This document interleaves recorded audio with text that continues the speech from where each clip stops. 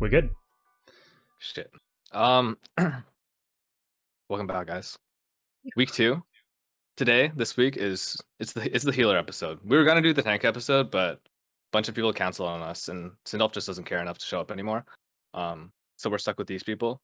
Before we do the guest introductions, for those of you who don't know, this is a pod that we're calling the Parse because we're just focused on optimization, and really we're not actually talking about parsing at all. I think this week we're gonna have much more of a progression focus and a bit of a speed kill focus, but really it's just for the high end, right? We're trying to fill that gap where we're really trying to answer those questions and have those discussions that you don't really get to have in the more open fora. So for guest intros, Sfia. Yeah, so I'm a bit more familiar with this week's guests on a more personal level as well. We'll start with Momo, and we'll go around actually. Momo is a mainstay of the Final Fantasy XIV Twitch directory, streaming regularly for a long ass time here. He's a standard week 1 clearer. It's expected of him these days, with a history and world progression before that as well. These days, however, he's much more known for his healer optimization and speed efforts. After that, we'll go to Ara, who is half of the TPS, which is my team's healer core.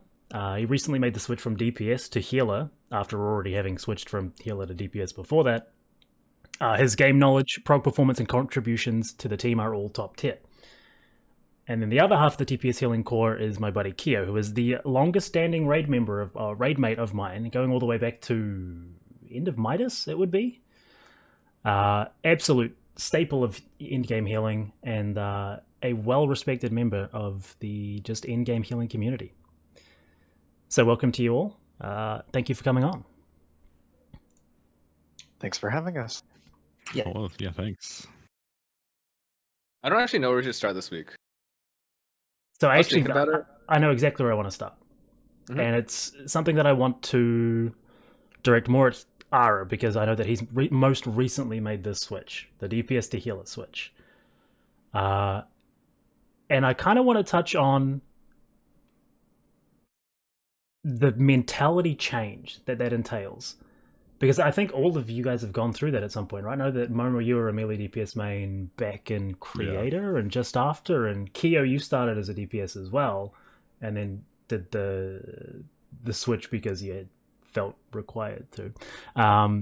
So all of you guys have had this jump from a DPS to healer. I want to talk about that mindset shift and the way that you cognitively approach that direct change in a progression setting. We'll start there. Sounds good. Would you like to start with any one person in particular? Well, I think Ara is the one to start with because he's most recently made this change, so we'll find out how it differs from you guys. Okay.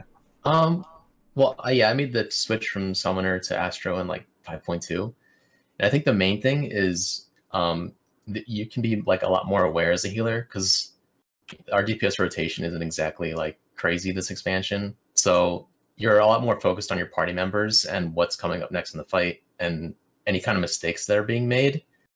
I think the easiest way I got ready for it was I picked up Astro and immediately went into PF and just did PF runs nonstop with like situations where I don't know how, because I don't know these players, they're gonna make mistakes and stuff like that, and just react off that. Like being able to be a good reactive healer, just to start off with, like, and you bring that kind of mentality into prog where you're always ready for what's coming next, and like you never want to be in that situation where someone died because they weren't topped off, because mistakes are going to happen. That kind of mentality, that cognitive thought that I bring in.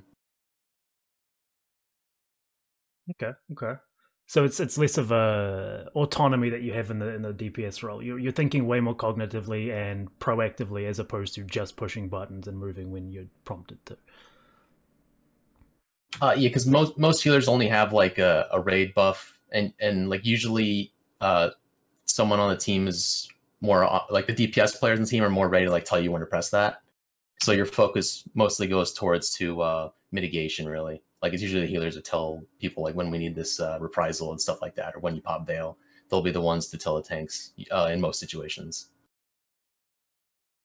Is that how you guys feel as well, Momo, Kia?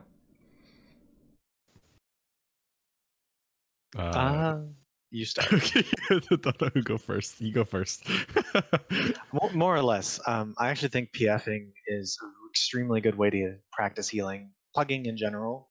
however you go about it, is a good way to practice the sort of switch, the sort of being able to handle disasters, because that's on you. The biggest switch for me, I think, was, and the hardest thing to switch to, was trying really, really hard, more than any other job, to stay alive, especially in prog or farm, because at any point if a healer dies, it usually spells the end of the run very quickly thereafter. So learning how to that was the biggest change, I think, mentally for me. Aside from, you're right, like having more awareness. I agree with everything Aaron said, but trying to stay alive was a big change, more than normal. Right. Yeah, I agree. When I first picked up healing back in like Deltascape, I did like 2 months before Sigmascape. I just pretty much no-lifed Party Finder, playing like hours a day, just doing Scholar, and I think I have like 400 or 500 kills in that time, just PFing. And just because like Party Finder is just so hectic, it's random, you can't really like predict what's going to happen. You kind of get a good sense of like how prog is going to be a lot of the time. So like whenever people ask like how do you get good at healing, usually I just say Party Finder stuff, because that's like the closest thing you can get to like a prog environment almost, just because you can't expect what's going to happen, who's going to make mistakes. It just kind of happens. Also, I kind of agree with the cognitive thing too, because when I first started playing healer, my party list was actually in the corner, and like a lot of my HUD was away from my peripheral vision. So I had to actually move a lot of things to be like in front of me without having to move my eyes a lot, if that makes sense. Yeah. It's actually something I'll get back to later that I want to pick your guys' brains about. But going back to the... Sorry, did you have something, Jung? Let's talk about that right now, actually, because You I want to think go to that HUD is now? very specific thing. Yeah, I think... Yeah. I want to jump straight into that, because I think as when I was trying to play, like all my stuff was really, really spread out. And even now, I don't really... The thing is, I don't really look at mechanics as soon as I learn to fight, right? Because I think because everything's so scripted, when I started healing, like all I did was just look at my party HUD if there's anything going wrong. But then otherwise, you don't need to hotbar because you don't have a rotation to follow, right? And then, well, I mean, you have a rotation to follow, and the mechanics of the fight are so scripted, right? So can't you just spend a lot of the time dedicated looking at like raid buffs and just looking at that stuff, or does everything really actually need to be condensed? And do you actually need to process all that information? I personally like to, just because like for example, my party list is to the left of like the middle, like the center of my screen. The enemy list is like right up below that, or to the right of it, and then I have my buffs right below the party list, and my debuffs too. And then my HP and MP are also like bottom center of the screen. So like like I don't really look at my hotbar as much, as you said. Like you don't really need to too much outside of like especially during progression, we don't really have ACT a lot of the times. Like some people use the what's it called, like the life split program to track pulls, but also you can also use especially with DPS buffs, you can use those as like a cooldown, like a timer, like a measurement, like chain strategy, for example. You know that you're pretty much going to use that on cooldown for the most part, so you can kind of like track like intervals with that. I think it's pretty important to do if you're not using like life split. I'm not sure if you guys have seen the Ice Renard document that he wrote on UI design, and about how everything needs to be within the initial circle, and then there's a slightly larger circle which you should put the slightly less important things, and then everything that's outside of those is irrelevant. So that's more or less what I think you've just said. You agree with Momo? I've also noticed, and this is I'm not sure if this is a cultural thing, but almost every single Japanese player that I've seen their HUD of, they have party frames on the right, and I have no idea why. Do you guys all play party frames on the left? I'm going to assume you do. I've seen some HUDs. I play on the left just because that's just it's just natural for me. I couldn't. There's no way I could change it. Yeah. Yeah. I believe the reason why is so the buff list doesn't like trail off into the middle of the screen. Yeah, and they have unlocked the buff list so that it can go any amount, but they have it on the right. So yeah, I think that's the reasoning. Middle of the screen. Gotcha. Hey, wait. What about, in Chinese you read right to left? Do you think that's it? Seriously though, is that not like? I don't think so. I do. What do you mean? When I pull up the Sunday newspaper for my grandma and I read that shit right, I read it up down, but then I read it right to left. Yeah, I was saying, I that don't could think be that's it, the I reason guess. they put it over there. Maybe that's more comfortable. I don't know. It is entirely possible. That makes sense. Yeah. But other aspects of your UI that would be specific to healing. The buff thing is, I think, a big one. But is there anything else that you guys can think of that, without being a healer, you guys didn't ever consider or didn't know was even like a problem? Kyo, I see you. Yeah, go I was Kyo. gonna say, well, I mean, I made the transition super early, right? Like when I actually became a healer main was back in A Realm Reborn. So back then, I hadn't really futzed with my UI at all. And when I became a healer is when I started to care about, and this might have just been something that everybody goes through at a certain point, about spacing out so that my HUD didn't take up so much of my screen. I made all my icons smaller. People complain my icons are too small when I was streaming back then. And that's only gotten more and more refined as time goes by, just so that I have more vision on the whole arena at once, as much as possible anyway. But yeah, you're staring at party friend or at the party list way more than any other job. Definitely wasn't used to that before. Mm-hmm. I don't know how much else to say about that. Ugh. It's pretty much the same thing. It's just the party list is like the big thing. I agree. It's really not too much. I don't think outside maybe like the buff bar if you're like an Astrologian or something. Right. Gotcha. Okay. Going into the sort of prog stuff, I don't know where you want to go, Sfia. Is there somewhere you really want to go right now? Because I think I really want to break down individual jobs and why. Okay, well, before we do, so at the surface level for me, like without knowing what you guys talk about in TPS, when you guys are actually picking out your prog healers before a tier starts, before you guys have seen the fight, and let's just say that things were in data mineable, pre-patch, what do you guys actually like? What are the considerations in terms of choice between those three? And like how I guess like I kind of see them as like different pieces in a toolkit, but at the same time, you kind of want to take two that are like one regen, one shield all the time, right? But then I noticed that everyone always takes white mage. So I'm kind of figuring out like how do you guys actually see these as archetypical tools when you guys are entering the prog setting? So all three healers have very distinct strengths over each other, which is really fun compared to some other jobs. I feel like the healer toolkits are very distinct. Like white mage has a very iconic burst healing.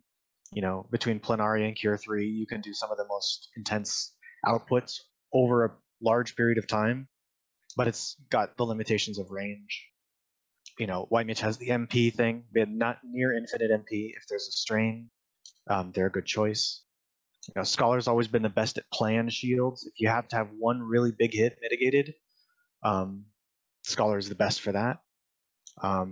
Astro had the mobility thing going for a while, like we always talked about light speed, but these days their kit has so much in it between Celestial and planned stars that I think Astro is still a little overloaded, but it's distracting too. There's so much to do in its kit that it's the least friendly for if you want to focus on mechanics or raid calls. Like it's the hardest healer to play for that. So like each of these things makes it so that choosing between any one pair of healers is an interesting choice.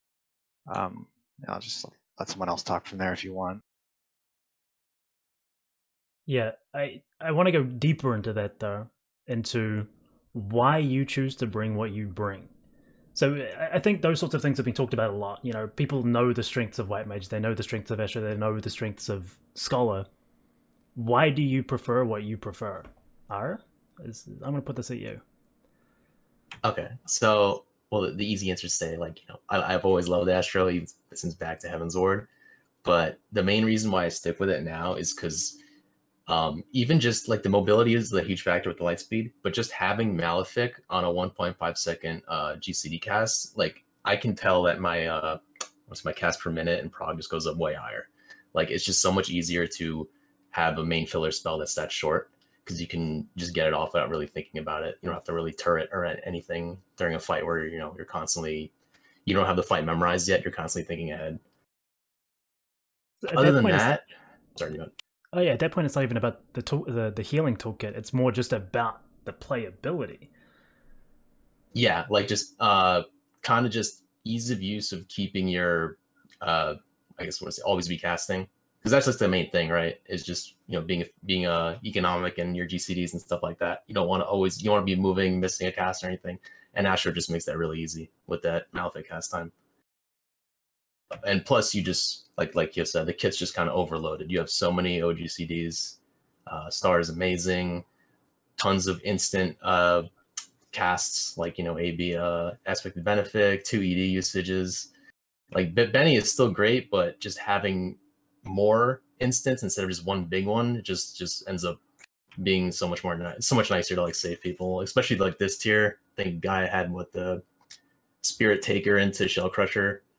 You're just having more and more instant heals for that just makes it so easy. Yeah, no, I definitely What see else that. is there? Neutral Sect is just amazing for like that last phase where she's just pumping damage. Like it just covers so much. I thought an interesting way to approach this question is to think about it in terms of if we were already inside the instance, what would motivate you to change the comp to like swap out? So, and I could think of some good examples of this. For example, in E8S, we had some trouble with Scholar in the ads phase. That's a good example. Their kit just in general has a hard time with the ads phase. You can still do it, and ultimately we made the decision not to swap, but that would be a good example of just that this phase really sucks on Scholar. The way their kit's built, it's not made for these bursty sections that are this fast, so I can't use the same CD on every AoE. Deploy is minimal usage there because it's half a party. It just didn't feel that good, and both Astro and White Mage were very good at it. Conversely, like White Mage is really bad in heavy mobility fights. The first thing I thought of there was E4 and the first phase, how much you got to move around. It's really hard to keep cast uptime on Glare. And both Scholar and Astro are very good at uptime and high movement. So you could find that, okay, the White Mage DPS is falling off a bit much here. Might consider Scholar Astro. Maybe. Something like that. Yeah. And Momo, this is still a thing that affects you. It's not just a World Prog only experience. What determines your healer comp? Well, I have a bit of a different view, I guess, because obviously we're not really like blind prog. I mean, we're blind prog, but like blind prog to the extent that like TPS does, for example, right? Like we have a bit more time to like analyze situations, and Scholar, in my opinion, is just one of those healers that just gets, the more that you can absorb in a fight, the better it gets, just because it's toolkit, right? Obviously the biggest weakness of Scholar is that you lack recovery like White Mage does, because you can't just spam heals if something goes wrong.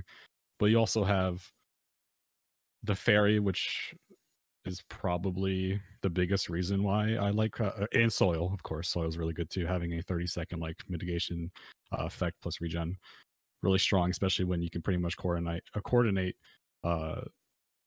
like the full regen for the most part, mitigation effect. But the Fairy, being able to like heal away from the party and like not have to heal off yourself, so that you can like place the Fairy in the middle of the arena, for example during Shiva and the door boss. You don't have to like worry about being on one side of the arena or being near the party to get like a Fey Blessing or like Consolation off on the party. You can kind of play a little bit safer. Whereas like White Mage may have to time a heal or like a Medica 2 or something just to get a heal off and then run to the safe spot or get knocked back to the safe spot. So all of these things now known, how they function. I mean, it's pretty early on that you sort of get an understanding for how the expansion's healer meta is going to play out. And unless there's significant balance changes that happen, throughout an expansion, it kind of stays more or less the same. However, I feel like this expansion, we've had a pretty big swing in the way that the healer meta is shaped out. If you go back to Gate, we saw White Mage Scholar being very, very prevalent, which then kind of switched to White Mage Astro in Verse, and now we're seeing more White Mage Astro and more Astro Scholar, even in progression. What caused this shift? Is it an understanding thing? Is it a comfort thing? I think this is just a meta thing. Astro was not that great in Gate. It was harder to had. play. It was harder. It was one of those jobs like Ninja, right? It was harder to play. You had to pay attention to more stuff, and it just didn't output enough damage to beat Scholar and White Mage at that point. And with the Yeah. buffs to Astro, Scholar just didn't look as appealing, I think. Go ahead, Aaron. Yeah, because like I think when Div had the 3-minute cooldown at the start. When you draw a card, when you hit sleeve, you had to draw, then play, and then draw, then play. So 6 OGCDs for a sleeve draw, some crazy stuff. But in 5.1, they finally, kind of just buffed the crap out of Astro. But an Ultimate just came out, so people were kind of like, should we, do we really just bring in? So you saw a lot more White Mage Scholar still, but as 5.1 go on, people were like, oh hey, Astro's actually really good. So it kind of caught on in Verse and just kind of took off after that for the rest of the expansion. In terms of prog meta now, is it pretty like I understand like everyone has like the strength weakness rule, but like if you were to just say like straight up, is it just White Mage Astro is like the safest bet to bring? Like let's say Endwalker didn't change much meta wise, it would just be White Mage Astro like day one that you'd be taking in. No, because they're going to be dividing them into shield and like Astro won't be able to shield healer anymore, and you definitely want to bring a shield healer in. So we know that's not going to be the meta in Endwalker. But Okay, so- I think right now, if they dropped a tier right now, White Mage Astro would be the de facto. But Scholar is not weak, not by any stretch. It's still a very strong healer. Okay, in which scenarios then in a progression setting do you think the White Mage Astro versus Scholar Astro have the different strengths? I know that the Japanese teams in Promise actually pretty heavily favored Scholar Astro. That's probably for the damage portion, but if you were to go into an ultimate that dropped right now, let's imagine the 5.5 ultimate didn't get delayed. All right. Why would you do that? Yeah, in which situation would you...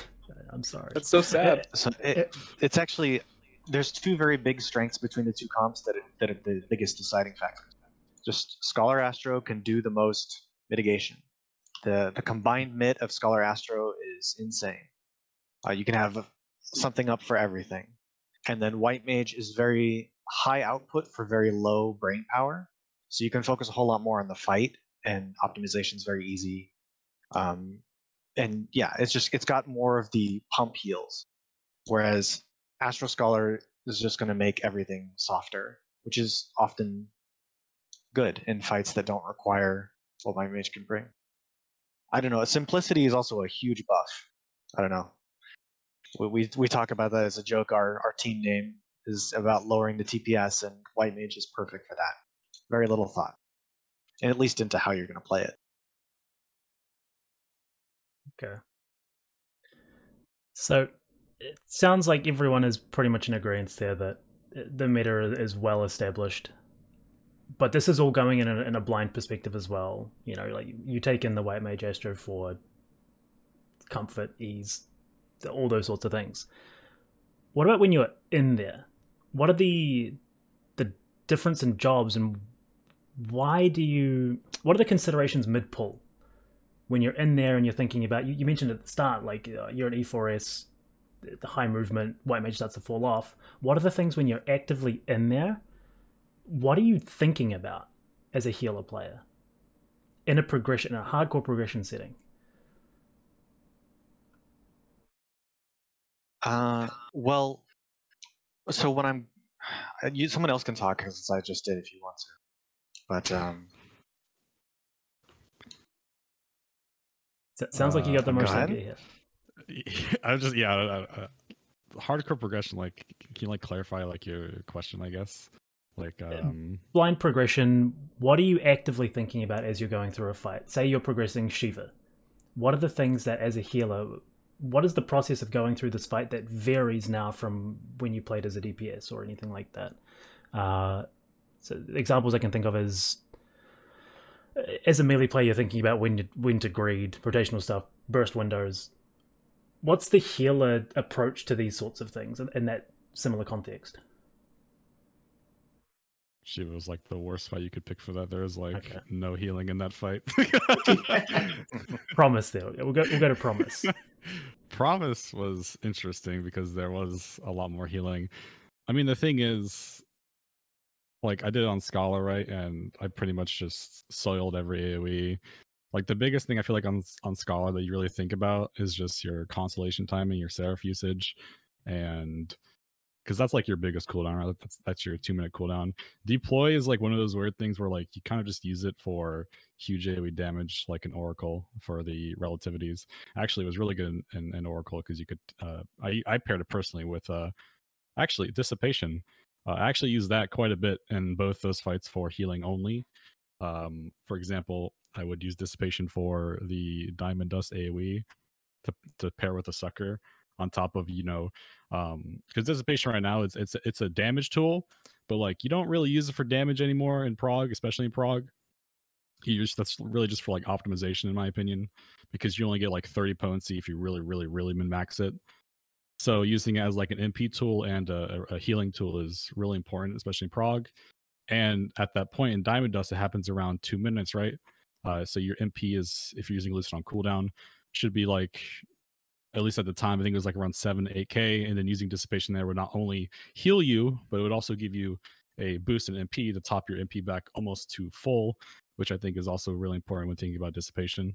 Thinking about points where can I use this for healing and to regen my MP so that I have more of an MP economy moving forward in the fight for like extra raises or extra heals or whatever. So when you're actually entering that, is it like the very specific, like during your week one, it would have been what, like Whispering Dawn into like, when does you're still using Seraph during that before you use your Dissipation during Shiva? 'Cause now it's all gone, right? Now it's just use the Seraph. Yeah, we didn't use. I used Seraph for the first stacker spread, and then I used it for Titan, I believe. For Shiva, we just did Sucker Shield plus Precast Sucker and Fey Blessing for Shiva, the Ice Needles or whatever they're called. And then when are you dissipating there? For because you said you're dissipating to heal, right? So I'm guessing you're using the dissipate for the Sucker and maybe the crit dom. Yeah, I do. I did the Dissipate for the Sucker before the Diamond Dust, so it mitigates the damage of Diamond Dust, and then I did another Sucker afterwards for the 2 stacks, and then I did another Sucker for what is the Diamond Needle? What's it called? Those Ice Needles?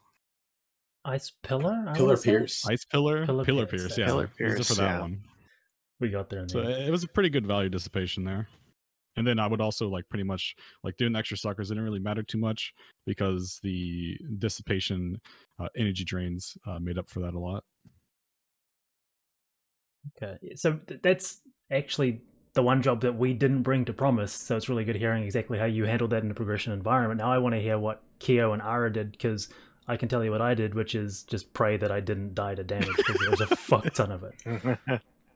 I mean, a lot of the challenge of Diamond Dust was learning to get back to the middle before as the knockback happened, and getting a heal in between the knockback and the Pillar Pierce.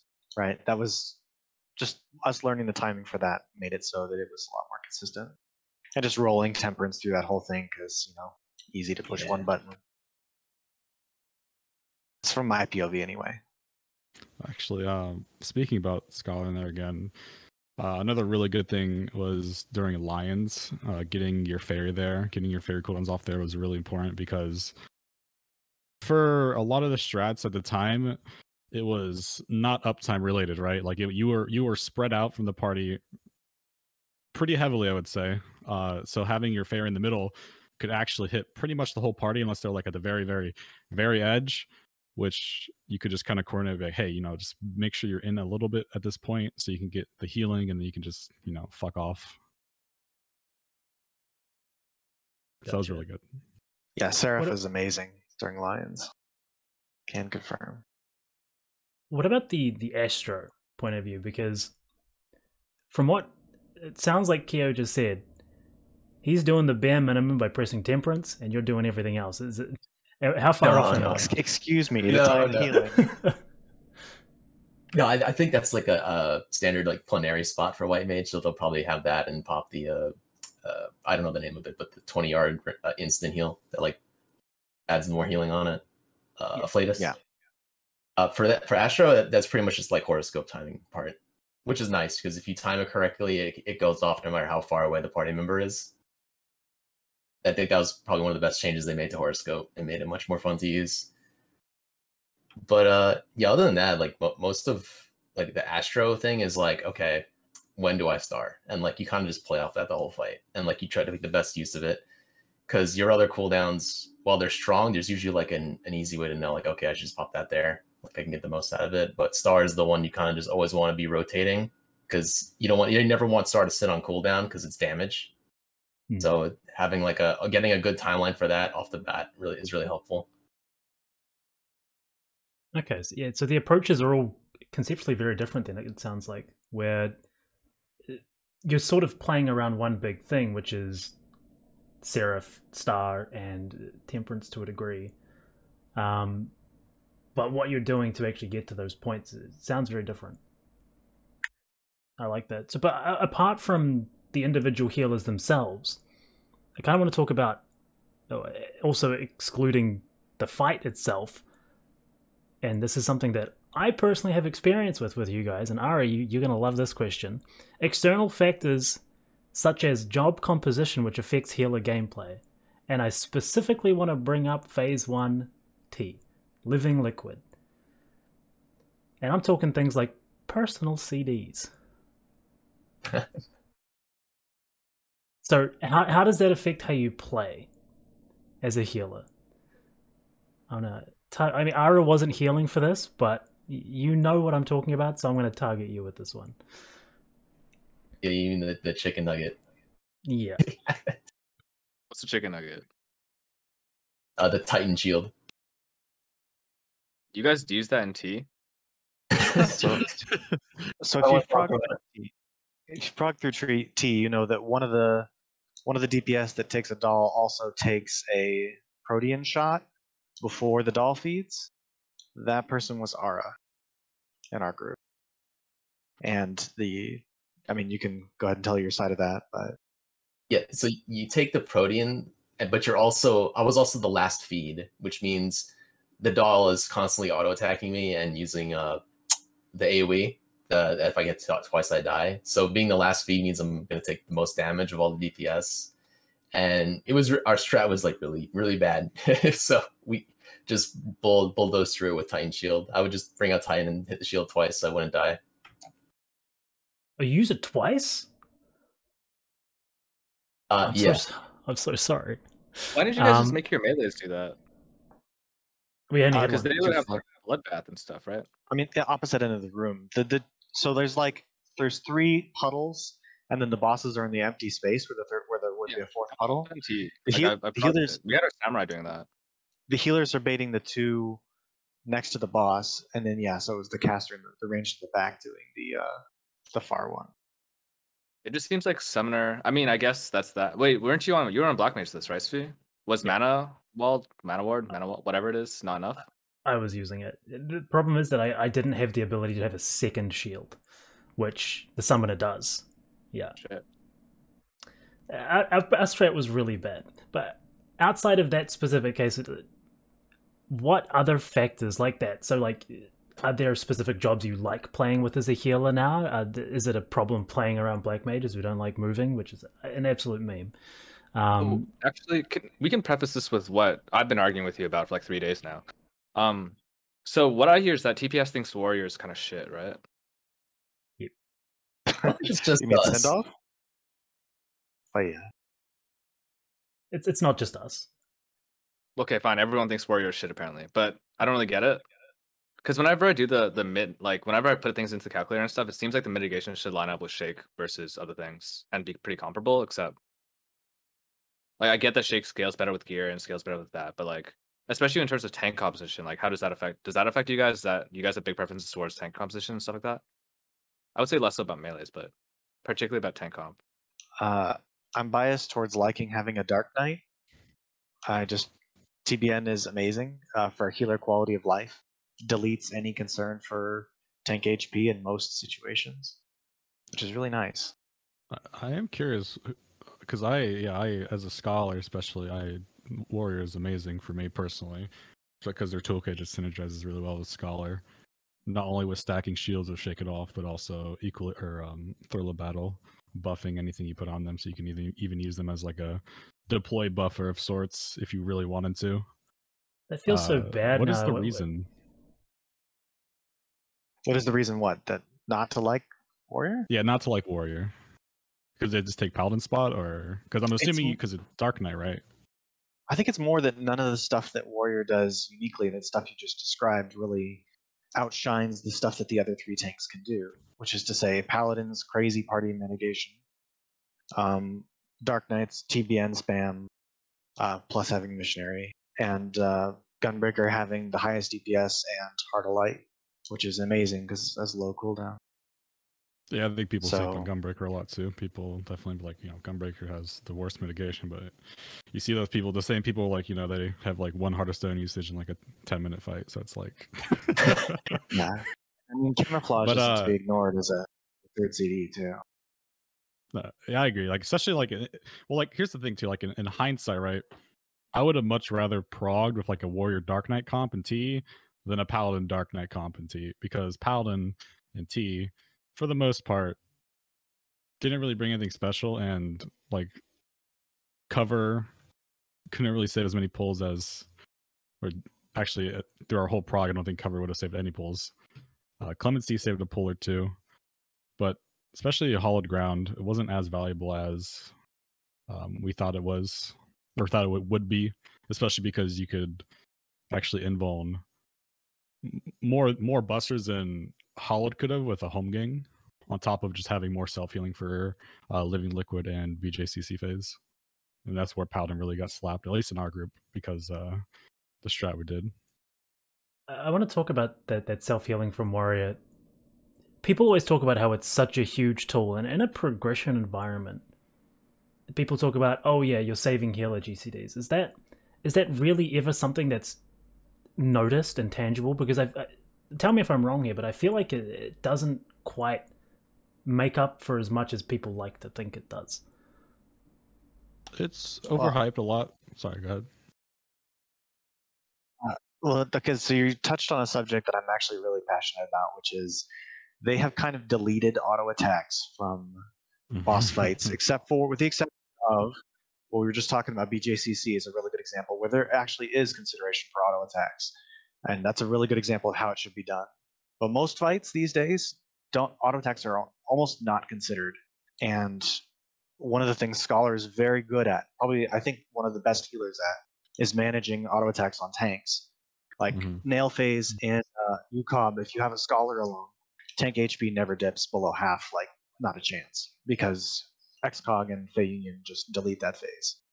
And it's something that's what Warrior self-healing is really good at. It's really good at offsetting heavy auto attack damage. It's similar to the same thing Scholar does, and it's just not a factor in so many fights. And it's a gamble going into a fight banking on that being an actual advantage, when it might just not be. It might just be, oh, there are no auto attacks. Just to be clear, this is a direct result of the crit change to auto attacks, yeah? And not about anything else in the fight design? It's just the fact that crits don't exist? No, not at all. Bosses now don't auto during cast bars. They used to. They used to just, or the cast bars be so slow that it'd be like auto, cast bar, auto. And most bosses now, when they tank buster, they don't auto attack. Or if they do, it's not as much of a concern because the tank busters are so weak. There's no flattened tank busters anymore. They're all throw a Sheltron at it and I'll live, So too many of them. It's funny you bring up Fey Union, because like I think the only fight where I actually even considered using it, or like, hey, this would be really good here, is T. That was like the only fight. Like Living Liquid, BJCC. Actually, not even Living Liquid, because it was such a short phase and it was more burst healing than anything. And a lot of AoE healing, actually. Here's the thing, right? It kind of goes back to, there's a lot of AoE healing in this expansion, and the thing is, AoE healing also acts as a single target heal on the tank. It's like on the main tank, the tank that's taking the boss, because they're also getting healed by the AoE healing. And because there's just so much healing, AoE healing, Star, CO, CU, occasionally like Whispering Dawn, Fey Blessing, whatever, those heals also act as healing the tank, and it kind of just makes tank damage negligible, right? Yeah.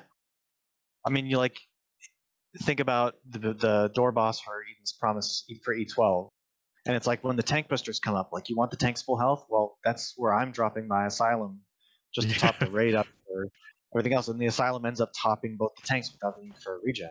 That's I don't know. Mm-hmm. I put heavy auto attacks because I felt like there was a lot of skill expression on healers there, and it made Fey Union feel awful.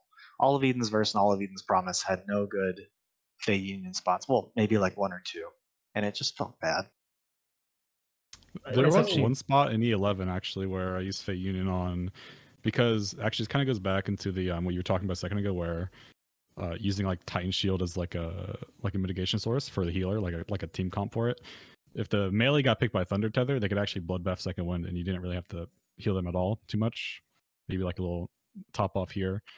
But if the caster or range got it, Second Wind on the range usually wasn't enough. So like a little Fey Union Tether on that person would just be enough to keep them alive for the upcoming elemental break.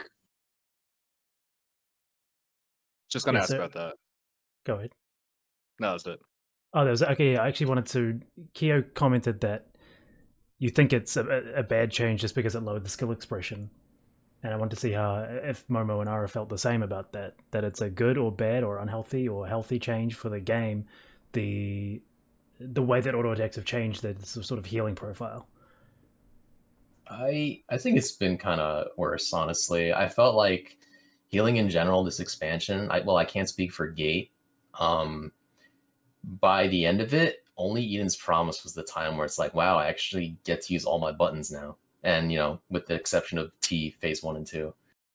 But there just wasn't enough damage going out, and I had too many buttons I could use. So, like, Shiva ended up just being like, I'm going to horoscope here because, I have an open weave window on Malefic and I'm bored.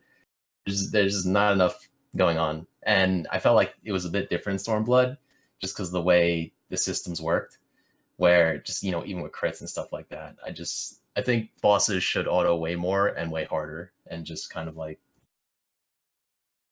just to even things out. And it makes things more interesting for tanks as well, because right now tanking, as far as Sindolf says it, is there's essentially just a tank buster and you pop all your CDs and you wait for the next round because there's such a long gap in between the busters. One fight I like to specifically talk about, because I think it's like one of the best design fights in the game, is Final Omega for damage, outgoing damage. The buster design in that fight is probably one of the best designs for like outgoing tank damage, because like every 30 or 60 seconds there's a pretty massive buster that you have to mitigate, on top of having very heavy AoE damage with Hello World, Ion of Flux, patches, also very considerable when you combine all of them together. And like, for example, right at the start of the fight, you have a buster, 30 seconds or even 30 seconds later, there's a side buster, like a little mini buster, but you still have to mitigate it quite heavily or the tanks are going to die. And then I think it was strat dependent, because I don't know if tanks had to take the stacks in Hello World, but there was one strat that was mainstream that had the tank solo the short stack, which actually kind of added more damage onto them. You had to pay attention to. That's our fault. I'm sorry. Oh no, I preferred that strat because fuck healing the DPS that had the short stack or whatever. Stressful. It'd be cool. Like, I think one of the more interesting tank busters would have been E10 if it was in like 60-second intervals or something. E10 was also really good. Yeah, I liked E10 buster design a lot. It's too bad that they're for so sure. far apart.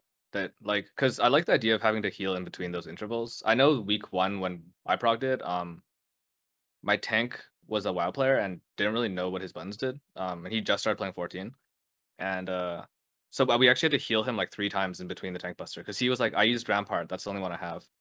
And I think if it felt like that, not that that was a smart thing to do, but having that hit so hard, that is like an example of an opportunity for healer skill expression, right? Where you actually need to like time your shit properly and get that tucked in between these really tight windows. I don't know if Can that I sounds unhealthy. introduce you to a Realm Reborn healing? Not That was the too skill much, dude. expression back in the day. Back in Realm Reborn, you had Lustrate and you had Benediction, and those are your only off globals. And is that do you think that's like less healthy then? Like, is that the general view? because on one hand there's like this sort of semi-elitist view, which is like, yeah, I wish some of that would be brought back. And I personally like the idea of having to time things better. Because in terms of execution within a raid that isn't to do with movement, what is there to look for, right? But on the other hand, when I'm playing tank, I'm pretty much just, there's a 50-50 chance I'm going to die to that probably in PF, if that's the case, right? I'll let a healer answer this one. Is it healthy? Are you talking about basically like the third tank buster in E10 because that's the one we don't have invulns for? Unless you have a warrior. Yeah. Yeah, but imagine So, you also had half of your mids.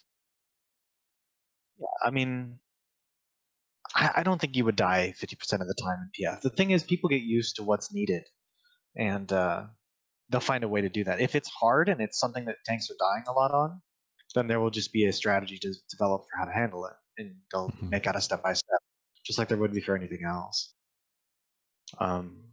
Mitigation plans for Mornifa would be a good example of where that just got standardized so that, I mean, for the most part, so that it's all handled, because the average healer, if they didn't talk about it, wouldn't be able to YOLO the mitigation on Mornifas. People would just die. So I think it would be similar. But there's not a whole lot of examples to pull from of that happening in any content, because that's not how things are designed. It's usually throw one big tool at it and the tank buster's done. But I like the third E10 tank buster. Big fan. Because we talk a lot about successive AoE damage being kind of interesting, like this week so far. Like we talked a lot about that, I think, Sfia, in our discussions. But like successive AoE damage, like, or successive single target damage, like that's what you've been talking about with auto attacks, right? Being like having some sort of meat to them, having some sort of teeth. And it seems like successive tank busters might be. Yep. I was gonna say, actually, because it just popped in my mind. One good example, I think, of good autos and good like outgoing tank damage design is actually in UCOB. Twin Tanya, while casting the fireballs on the range player, she's actually still autoing the tanks there. She doesn't actually stop auto attacking. Yeah. Whereas like a lot of bosses now, when they do something that's not like, animation wise hitting the tank, they'll just completely stop hitting the bot or hitting the tank with auto attacks. What I meant by, so here's good auto attack tank buster design. Halicarnassus. If you remember during Halicarnassus, anybody who remembers that, back in 03, we'd have the bramble tethers attached to the party and force everybody to run away from each other. At the same time, there would be an ad that spawned that was tank bustering the off tank. At the same time, shortly after that, the boss would then tank buster the main tank. And all this is going on while you're breaking chains and running back to the center and repositioning. And so while you're dealing with this heavy movement mechanic, you have to think about the tank's HP and not letting them get too low leading into these busters. And that's something that has teeth. It doesn't necessarily have to be heavy hitting. It can just be distracting.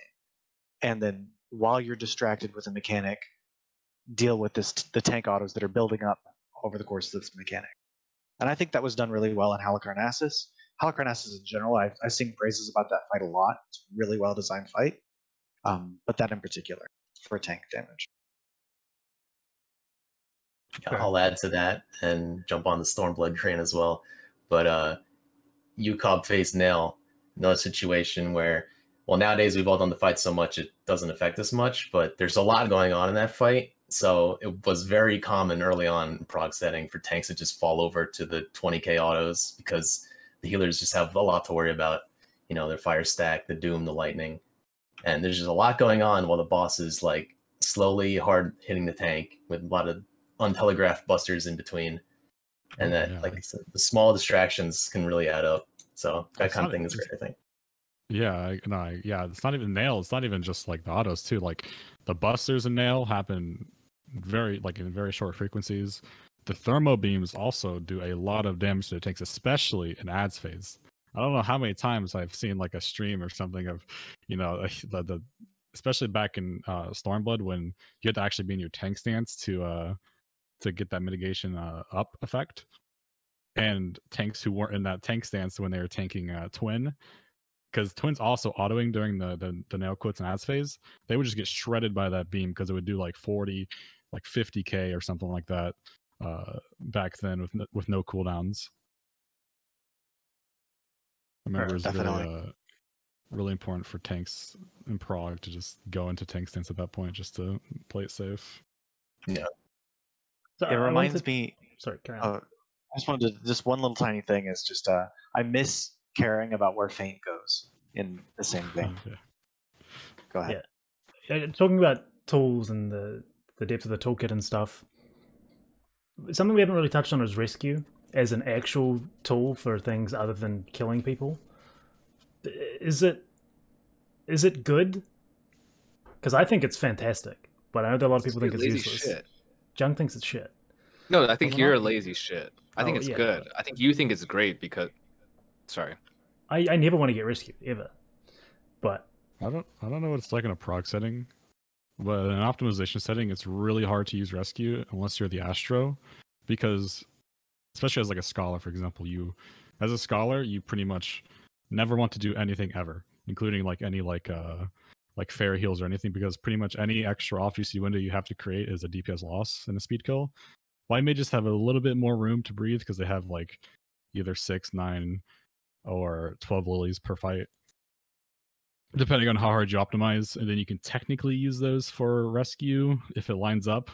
But like pretty much the only healer that has freedom to rescue is Astrologian, and that still has to line up with the the cast bar.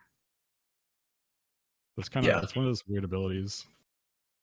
We tried making it work in E12 actually with the healer stacks, where you would just rescue each healer would rescue each other, and you wouldn't get knocked back for the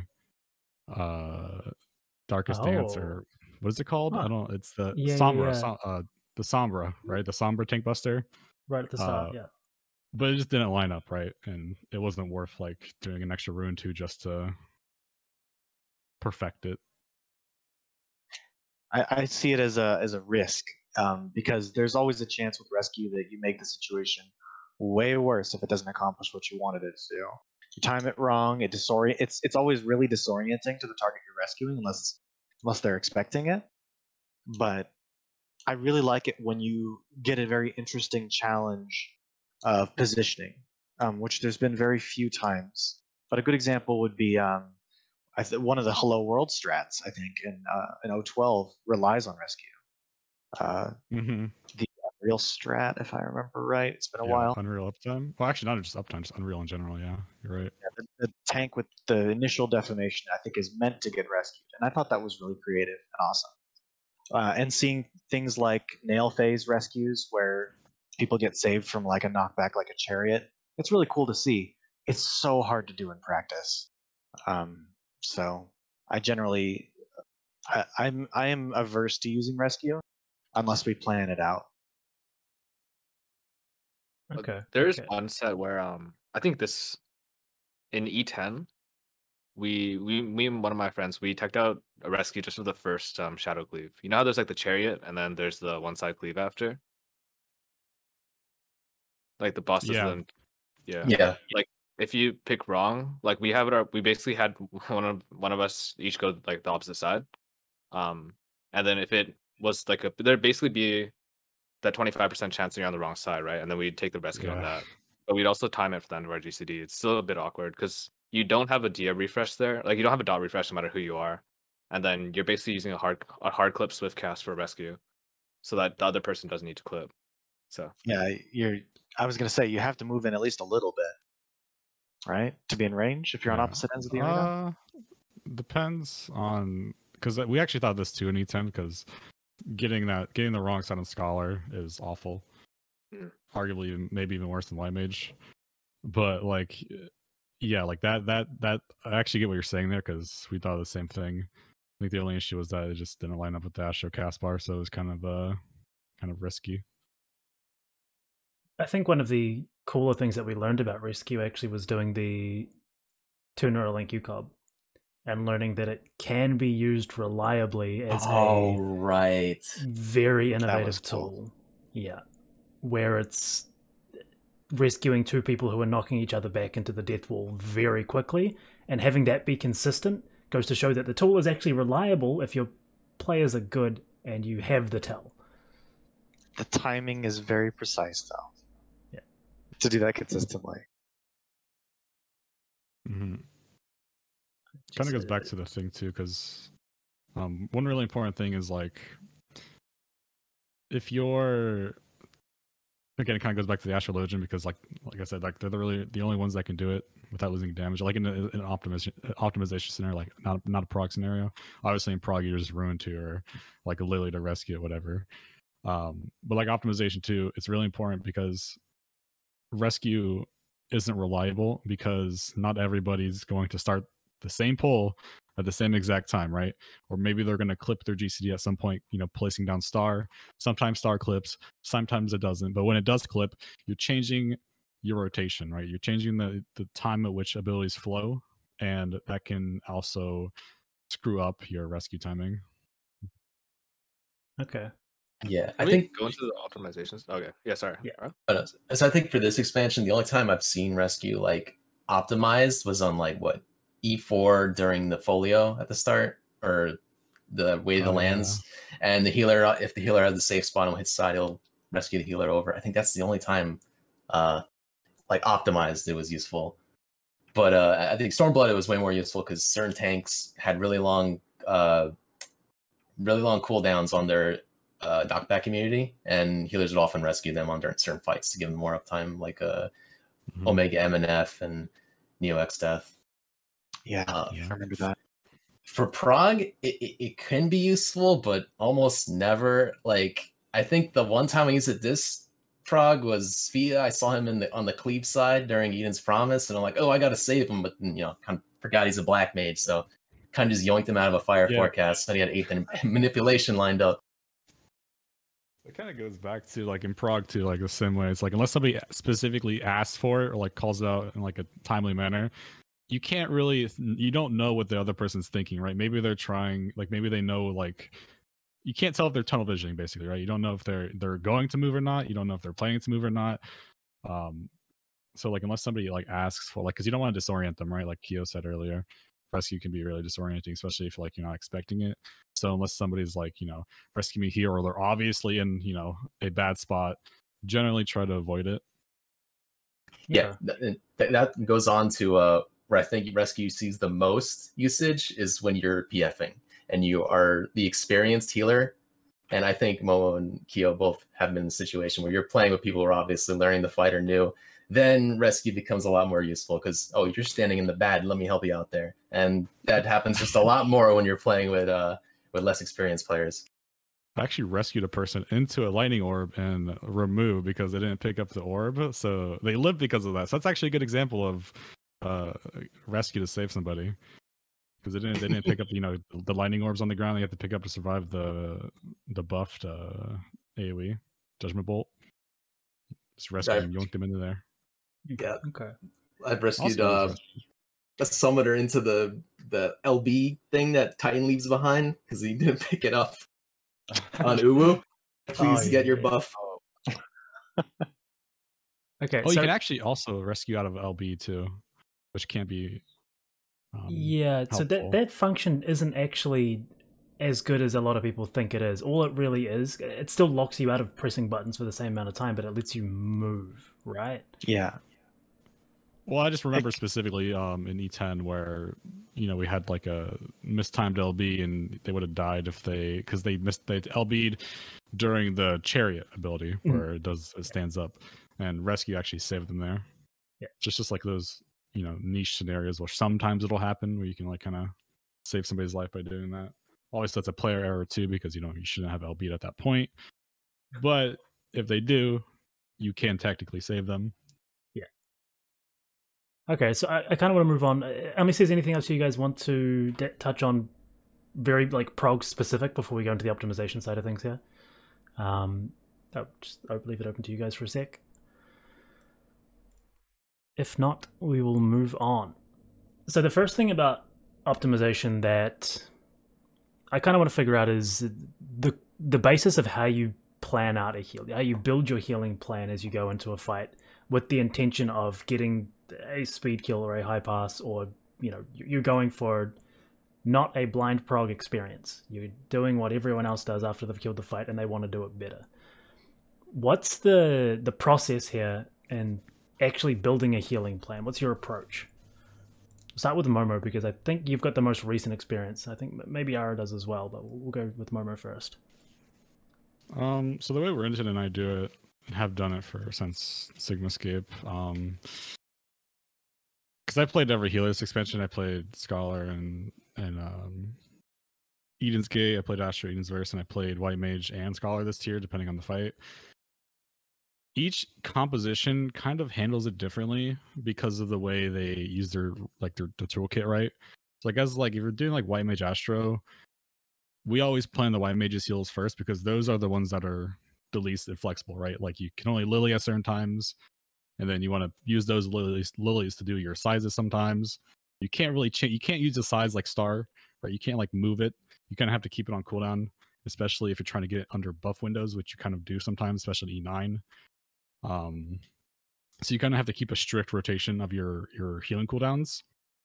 So Astro, we had our Astro kind of plan around that, but Scholar is a bit different where like sometimes, because the Astro overall is like the maestro of the group, right?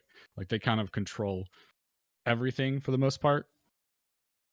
In Scholar's case, I basically map out all the rune 2s, like all my bio spots, all potential rune 2s, and then I have Ren, which is our Astro, map out the fight for me, where he places the stars, CO, CUs, and then I kind of like look over it. I try to fill in if there's a spot that, you know, I kind of get screwed over in, because like as a scholar optimization's easier, but also kind of harder to do, because as a scholar, you don't want to do anything. And I literally mean nothing, because any rune 2 past a certain point, unless you can use it for movement, which, for example, E10, you kind of wanted to pair all your bios with a swift cast in order to reduce that one rune 2, because if you don't use a swift cast on a bio, you have to do an extra rune 2, which is an 80 points you lost, which means you basically only have one free weave window every 60 seconds, excluding the energy drains and antiflows you have to do, which I think in E10 we only had 3 or 4 weave windows I had to do. So I can only do 4 weave windows, which means either 4 Whispering Dawns, 3 Whispering Dawns, 1 Fatal Blessing, 2 Whispering Dawns, 2 Flight Blessings, like whatever. And you kind of have to map around that, which is, not you can't see me right now, but it's not the most friendly to optimize around. But E10's also a fight where you don't really need to heal, right? Like, I guess like the only places you would have put that were like, where'd you actually end up putting that? During the triple stack, and that's it, right? I don't think we ever perfected it, because I always did one extra rune 2 because of RNG, because you can get screwed by RNG too. But it was always for the double or the triple stack mechanic at like 1 in 30 or whatever. I used Seraph and Constellation Weave with the swift cast, and then another big window was the dog cheese, the uptime dogs, which you could use dissipation for to manipulate your rune 2 windows, so you didn't actually lose anything having to mitigate it outside of placing deploy, which is what we did. After that, sorry, carry on. No, you're good. That's pretty much it. Before we go into that sort of level of depth of applying the other jobs to these fights, do you think that, or how do you feel about that level of imbalance of responsibility between the Scholar and the Astro there? And it's very similar with the White Mage and the Astro. Is it healthy? Is it what do you make of that? White Mage is healthy, I think. White Mage is good. I think White Mage is awesome. It's a good healing partner. A lot of people sleep on Asylum. Asylum's really good. It can also buff the Astro's heals, which a lot of people seem to forget, I think, because it can be really strong, especially when you can time a star under it, or a CO, or even a CO shield of sorts if you're in Nocturnal. The Scholar, however, is very unhealthy, and I don't think it's good design for you to literally want to not do a single heal just to get a high parse. And they kind of, they fixed it with the current Aetherflow change in 5.4 when they made it 100 potency, which was a good design. I think that was awesome, especially because it also made dissipation more of a viable prog tool. But yeah, like when I think of like good heal design, it's funny because like it's basically Stormblood, but instead of White Mage being like the, you know, the scuffed healing toolkit, you know, Silent being like 6 yalms wide, the size being 60 seconds and weaker. It's now that's basically Scholar, except Scholar's toolkit's healing toolkit's amazing. You just don't want to use it in a speed kill. Whereas in Stormblood, Scholar's toolkit was really good because Miasma 2 was a thing. You know, you had that Miasma 2 was you'd be able to weave a lot more because I think you pretty much Scholar optimization back then was in a speed kill environment was pretty much want to rune 2 as little but also as much as possible to the point where you didn't have to do any extra ones, but you also wanted an MP tool or MP economy to where you would pretty much run out of MP by the end of the fight. It was a weird dichotomy of sorts, but basically you had a lot more weave windows in Stormblood where you don't now, and that's pretty much the biggest issue, right? You don't have weave windows. Yeah, Ara, do you feel like then like that rings true from your perspective as Sorry. well, where this tier you're really just like most of the responsibility in terms of speed killing is on you for healing? Yeah, that's just like what Momo says. Kind of that was always been.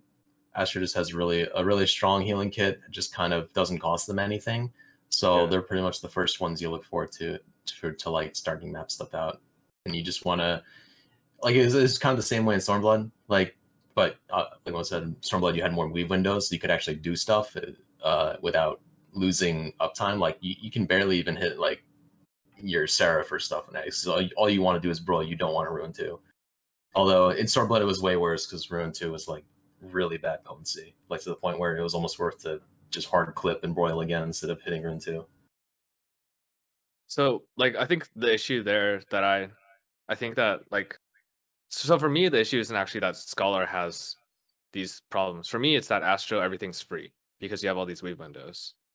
Like I think there's like kind of two ways, right? You could think of it in terms of like, well, let's make everything feel good, or what if we made everything feel bad instead? And I'm a big proponent of removing light speed. I think it's kind of fucking ridiculous. Like the fact that you have when I look over the opener for Astro, you don't actually need that many double weave windows, right? You can like you could hypothetically design a single weave opener that catches a lot of stuff. Like, what if we took that route? Like basically, I guess the short question is, can we just remove light speed? Yeah, coming from a non-healer's perspective, the fact that the most mobile healer has the biggest mobility tool in the game is absurd. It's obscene to me. I just wonder how you guys feel about it too.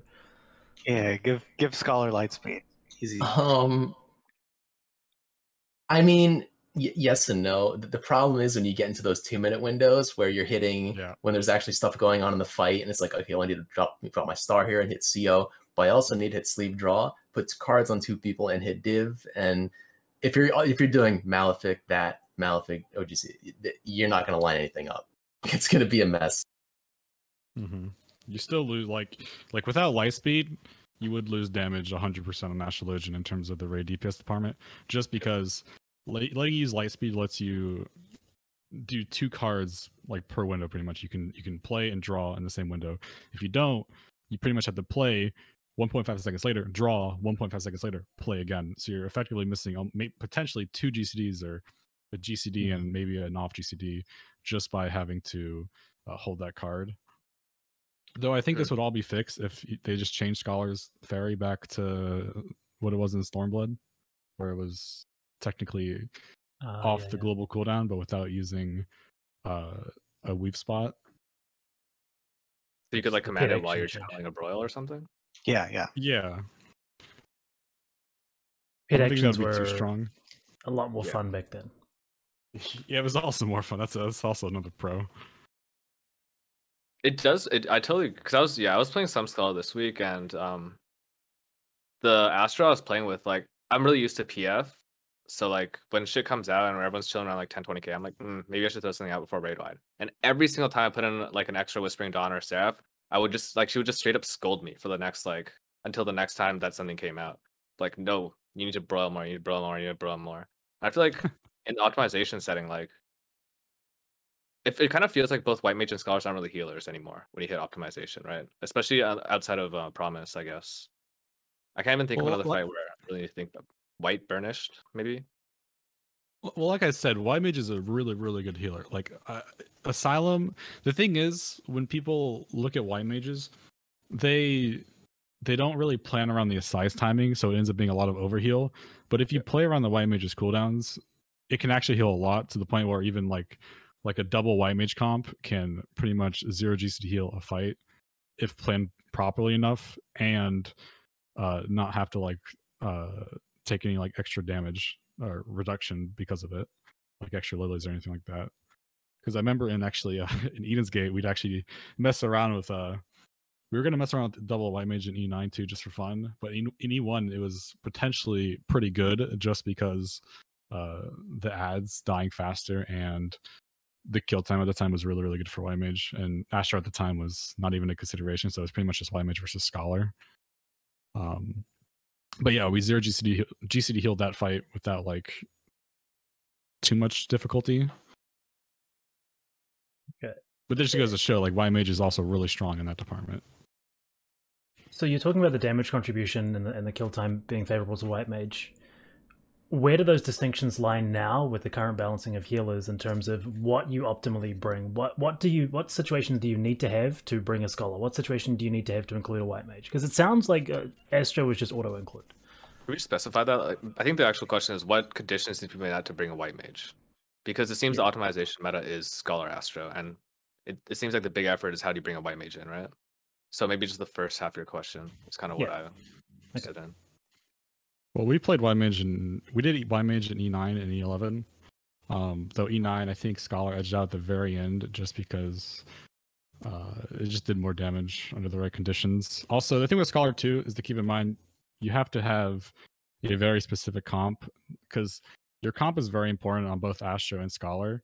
But Scholar 2 is very important because, like, Paladin, for example, is going to bring your raid DPS down on a Scholar, right? And now that the meta is switching to a Dark Knight Gunbreaker, even sometimes double Gunbreaker speedkill comp, that chain strategy value is getting padded a lot more, because Gunbreakers can do generally 100 plus more DPS under chain than Paladin can do. And Warrior, we're not going to talk about Warrior, but yeah, if you bring a Warrior with a Scholar or even a Monk with a Scholar, you're pretty much just losing a lot of DPS on that chain value, because Warriors only do like 30 or 40 DPS on the chain or something, sometimes even lower than that. Monks too, their auto crit boot shine isn't affected by chain, which is one of their main damage sources every 90 seconds, which can line up with chain at some points. And even if it doesn't, you're still doing at least like one boot shine per chain window, which brings down the value. I don't know how Machinist is, but I know they have a auto crit direct hit move that also might affect it depending on if it's in the chain or not. But basically, you have to have a comp for chain, specific comp for chain, because the better a job is at pulling their buffs or lining their buffs up under chain, the better Scholar is going to be. And now that the meta shifted to that kind of like heavy burst window comp, like I know, let's see, the top speed kill in 5.4 is Dark Knight, Gunbreaker, Dancer, Ninja, Black Mage, and Samurai. And Samurai Ninja are probably the two best jobs for chain, for melee, just because their 2-minute bursts are insane. Black Mage is like hit or miss. It can sometimes crit under chain. If it doesn't crit under chain, it's usually a little bit below Summoner, but Summoner, I feel like, is more consistent at doing more damage under chain. But Black Mage can also explode under chain depending on the crit RNG. And when you're farming as a speedkill, right, when you're farming for that crit RNG, that's generally what's going to happen, is they're going to explode under chain. Same with Dancer. Dancer's 2-minute window is insane. It's like all these jobs are kind of like helping Scholar boost up. Okay, so then going back to the original question, what situation do you need to not bring the Scholar and bring the White Mage instead? You said that you were thinking about its inclusion in E9 and was it 11 as well? Pretty much just kill time. Just kill time. In E9, Scholar gets a little shafted because the chain's a 2-minute cooldown, right? In speed kills, you're killing before that final burst window, which means you're not getting that chain value at the end, right? You're not going to get a full chain value at the end. You're either doing like a 0 to 5 burst or some kind of variation of that where you're only getting 3 chains instead of 4. Same thing as Shadowkeeper. Okay, so it's all about, it's not about the White Mage fitting, it's about the scholar not fitting. Which Yeah, is exactly. Yeah. Though, in E10, it also is kind of favorable in White Mage, but it's still not. Scholar still is much better in that fight, just because one, it's just it's a strong job in optimization setting, and the comp just fits for it. Because I think speedkill comps in 10 actually ran double Gunbreaker, which is really, really strong. In E11 though, there is downtime, and that is actually where White Mage gets a lot of damage compared to Scholar, because in an optimized fight of E11, you can do pretty much 3 lilies for the first 2 intermissions and 3 lilies in the first intermission, 2 lilies in the second, 2 lilies in the first, 3 in the second, and 3 in the prismatic deception. And that's basically an extra 600 potency for the last 2 windows and a 300 potency for the first one, which is really, really strong, right? Because Scholar doesn't get that extra benefit like White Mage does from that downtime. I think White Mage is actually one of the only jobs aside from Summoner that actually gets more benefit from downtime fights than uptime fights. yeah, I guess Black Mage would too. They get more Xenoglossies. yeah, but it's really case by case, because then you've got the Black Mage long cast and potentially screwing your end phase and things like that. It's not as consistent, especially when they're not cooldown based, like other jobs. Yeah, Xenoglossy is different, right? Because like you technically get that regardless of. You Yeah, don't have to use an ability to get it. Whereas like White Mage, you have to use a Lily, which is a damage loss, because that's going to compensate for like a glare. Yeah. So like the summoner one for sure, though, when it's all about things ticking down during that time, super beneficial. So going into the optimization with each job, what are the bigger challenges for actually applying these things for each job specifically? So Astro sounds like it's got the most flexibility, but to my knowledge, it's also the one which requires the most thought. And not just talking about in terms of knowledge of your own kit as well, but of the kit of everything around you. Because optimal card usage, I've seen like a chart for it, and nothing else has that level of knowledge required. It's probably better aimed at Ara because he's more Astro based. I think once you get the hang of it, it's really not that intimidating. Like eventually you know, okay, this job is 60 second, 90 second, 2 minute kind of thing. So like if you're playing with a samurai, for example, who's being dance partnered, and a summoner, it's like, okay, every minute I want to give the summoner a ranged card and the samurai a really powerful melee card. And you kind of just play off that.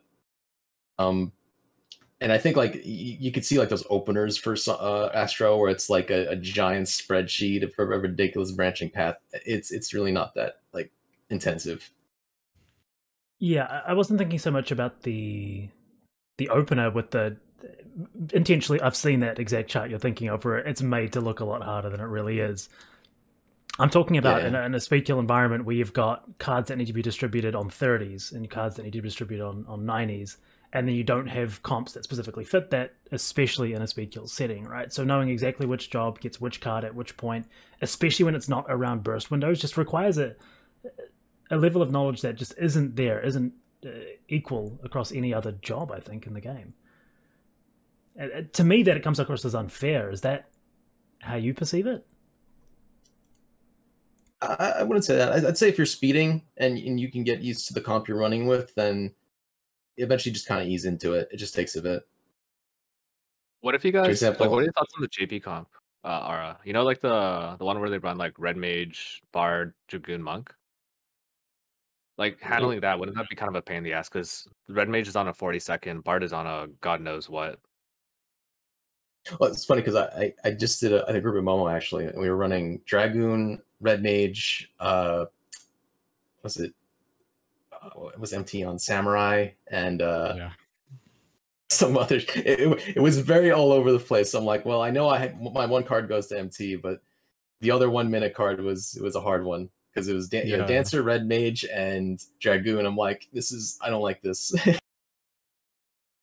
That is, there's not having a ninja definitely makes you have to think a lot. The thing with Astro, at least in Eden's verse, right? because I played Astro and Edensverse and speed kills. Depending on your comp, it may actually be easier, right? So like the comp R is dealing with is a lot harder to actually optimize, but having like a samurai ninja is like stress free because you know that they're generally probably going to do the most damage most of the time. Okay. Yeah, at that point you're just cursing when you're just getting nothing but Ewers, bowls, and what other range cards there are. You're like, can I please roll a melee card? Thank you. Actually, specifically on the meta comp though, how do you deal with Black Mage, and how do you card Black Mage? Like, are you looking at mana bar usually? Yeah, that's when you want to card Black Mage, you just want to look at what phase they're in. Yeah. You like call your, I got 2 Xenos, dude. Hit me up right now. That exact situation is what I mean by like nothing else requires that level of awareness in any sort of optimized situation, I think, where you aren't just considering yourself, you're considering everybody else's, especially with a Black Mage where they have varied phases. It's not always going to be in the same place every single time. They got branching paths. But something else about Astro that I think it's really hard to quantify and really hard to have a clear discussion on it is exactly how you measure its individual performance. Because so much of its contribution comes from cards, it feels like the way to have the best pass is to card the best people, and your own performance feels kind of irrelevant. It's almost a dancer problem as well. Does that... To me, it feels really, really difficult to gauge how good an Astro is because their RDPS contributions are so high. Is that how everyone else feels? Sorry, you go ahead. No, you haven't talked about it. You go. Well, for me, it's like I ever since RDPS came in, I kind of just threw my hands in the air. And it's like, well, the only way we're gonna get a good run is if I run with a solid team and we all go in with the same goal, and that's just kind of how it is nowadays. So I think it's good in a way because you're playing the tip like optimally, like you're giving the cards to the right people, and then your performance will soar up. So I think that's good in a way, but it's also kind of like in Starblood you can kind of jump into a PF and just pop off of it, but because that was more about what raid buffs you were getting, like selfishly. But nowadays, yeah, I think it's a good thing for sure. Okay. Yeah, I think it's okay just because Astro. I mean, like the Astro rotation is like the easiest of the 3 healers when it comes to like it's actually like its toolkit, not the cards. Like actually just pressing Malefic, timing the dot. Like a lot of it just lines up naturally. I don't think it's like using like a DPS metric for Astro would be necessarily the best. If anything, I think actually red DPS is actually a really, really good example for Astro. The only case being like Ara said, you don't really have many chances to actually get a super good parse unless you're running with a dedicated group that's going to run multiple times and not just like a one-off, because you have to build that synergy with the group. Why do you say that the Astro rotation lines up better than like say a White Mage rotation? Because it's a White Mage like aren't you on a hard 30 on the dot for White Mage, and then you just clip you clip the first half size in some fights, but the rest of them line up with lilies? Like I thought rotationally speaking, at least everything's pretty. That's the first time I've ever heard that, I guess. The thing with White Mage specifically, you have Presence of Mind, which screws the dot timer. It's not like a clean, like with Astrologian, because all of it's like both Malefic and Combust are not going to clip into the next GCD. You can get a much more cleaner, I guess, rotation of the dot. Whereas Scholar, you have Broil clipping to each other. So like your Broil is going to clip into your next GCD by like 0.1 seconds. Astro doesn't have that problem. White Mage has Presence of Mind, which is going to mess with the dot timer because it's going to align differently every time you use it. So like sometimes it'll either fall off for a second or you'll refresh it at a second early. I guess is the best way of describing it. Do you think cast attacks was accounted for in the design of the job? Do you think they even know about it? Momo? I don't know. I would assume so because the game, when you watch like the developers, I mean, yeah, they have caster attacks, right? Like it's not like something that they probably don't know about. Like I mean, it's really hard to say. Okay, it just seems to me like it's something that could be potentially a potential oversight because of Maybe. the current state of Astro, right? When you consider how much of a lock-in it is, that its DPS contributions are as high as they are, potentially this is a space where it's been overlooked. I think I was gonna say I think they definitely oversighted it in the beginning because Astros just showed up in Sigmascape doing 300 more DPS out of nowhere after the patch. But I think they definitely have accounted for it by now in Shadowbringers with the revamps and the new potencies. Okay. Yeah, I kind of wish they would just make. I wish they would kind of do the Fire 3, like almost not Fire 3, but like I just wish they would make the cast time 2.4. If the base cast time is going to be 2.5, that way you're not going to get that caster tax, right? It's going to flow more fluidly. For every cast in the game, please. Yeah, like it's like every cast bar just have it like 0.1 second, like faster than the whatever the global time is for the skill. Yeah, that'd be amazing. That would be incredible. Okay. On the topic of optimization, do we have anything else we want to go over before we go into our final section? Sounds like we got everything covered that we wanted to. Jung, you look like you're brewing something. No, it just seemed like a lot of this tier would have lined up really well for White Mage. But it seems like, I guess the big question I want to ask is like, is the balance so fucked right now? Because the kill times other than part 1, maybe I guess just Promise in general, were really not 2-minute friendly, right? So how is it then that White Mage is like, I know you guys ran it, but at the end of it, didn't you come to the conclusion like as the top speed kills were still Astro Scholar, right? Mm-hmm. Is White Mage just that bad right now? No, it's really good. Like if you look at, I mean, the thing is, White Mage, like you can't really, it's really hard to look at White Mage from just like a flat group perspective because White Mage is one of those jobs that isn't affected by your group. So like for example, one of White Mage's biggest strengths in a prog environment to me is that you're not going to lose damage if somebody's playing either suboptimally or somebody dies, before like a buff window. You're not going to lose damage because of that. Whereas Scholar and Astro, they're losing damage if somebody's not playing properly. They're losing damage if somebody dies before like a card or like during a card or before like a buff window. White Mage doesn't suffer from that. Speed setting, right? Like in the speed setting, you're not thinking about that. You're just thinking about what's the highest possible DPS output. And it seems like even under the very best conditions for White Mage, which is like this tier where like E11 is not only do you not get the 2-minute at the end, because presumably in the high speed kill setting, there's a pre-prismatic kill, right? Like some groups have gone really close now, where they're like 1 to 2% off of pre-prismatic without echo. Even under those conditions, it's still not a White Mage fight, right? Because like the burst meta and whatever it may be. I guess I should have clarified because I was, I should have clarified because I was gonna like kind of tie that back into like the balance perspective. In a speed, right?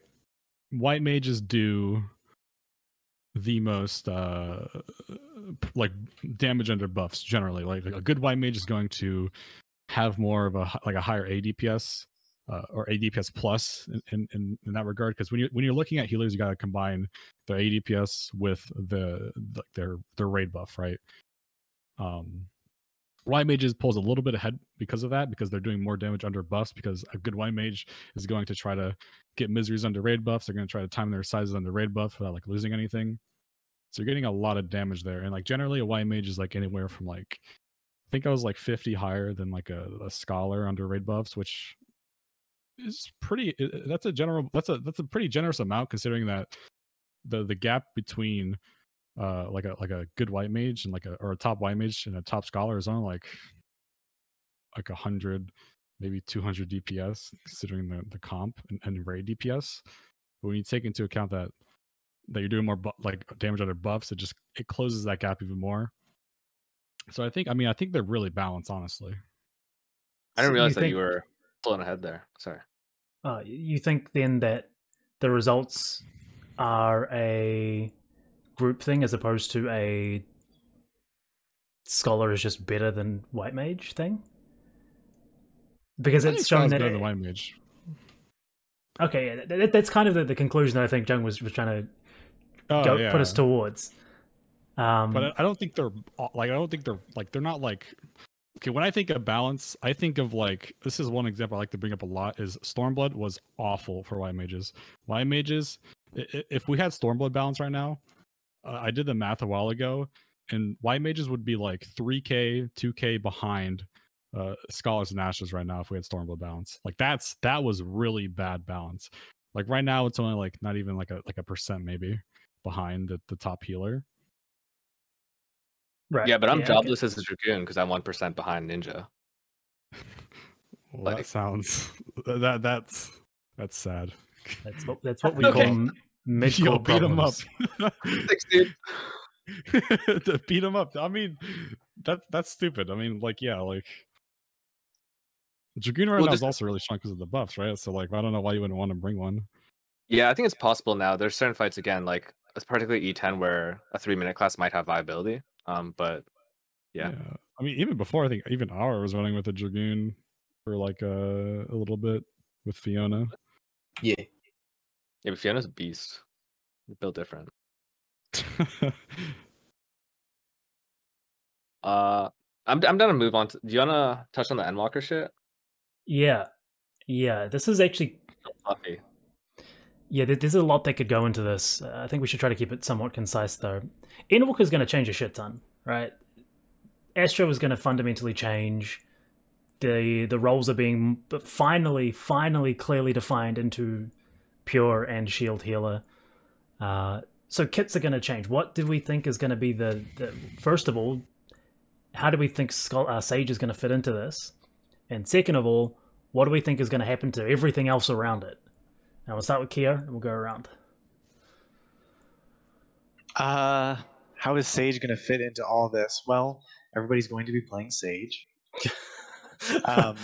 I'm actually secretly hoping that they give Scholars some buffs to keep them comparable, because to keep people away from just the newness of Sage, and that it'll actually be a lot of fun to play Scholar and Endwalker. I hope, because I think right now you just play Sage, because I don't think Scholar's kit feels very good. Like we were talking about earlier, just the desire to do nothing but broil as your optimal. It's not a good feeling. At least the healing side of it isn't.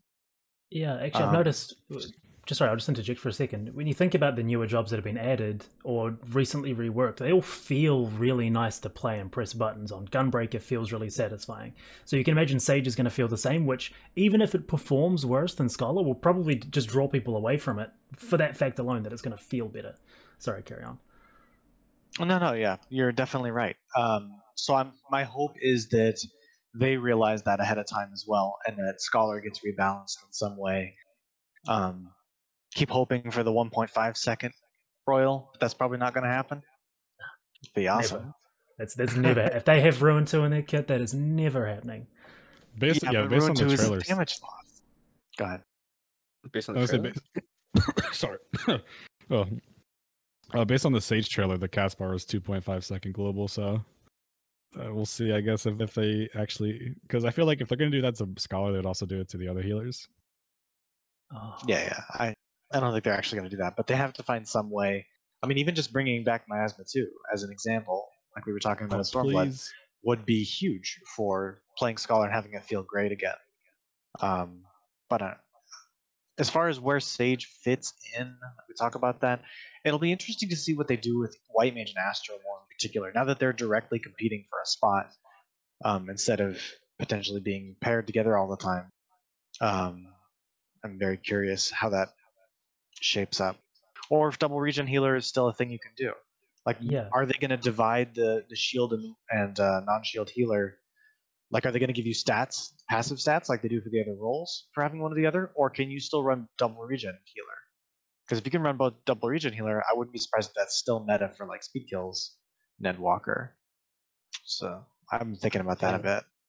How much do I need to get to know the regen healers as someone who's probably going to be a shield healer in Endwalker? All right, Ara, what's your take? Well, I think in the Prague environment, you're definitely going to have like a mix of Astro and Sage or whatever the shield healer, region healer. But speedkill is very interesting because it could be any kind of comp now. Really, you can even have double shield healer. Like I think like E10, you want to have like that big shield for the dog cheese. I think I ran Knock Scholar for that fight. So really cool to see what's going to happen in the speedkill area because now we got 4 classes to work with. For Astro, I don't know. Like so many of the skills are based on like the both sex, like CO, CU, intersection, neutral sect. I'm really curious to see what they're gonna do with that. Overall, though, please just give me more damage buttons to press. Like it's so depressing. I'm almost worried that they're just gonna take away the dot and we're gonna be a 1 button, 1 button healer jobs, man. Okay, those are my thoughts on it. Sorry, Momo. Am I next? Oh, okay. Yep.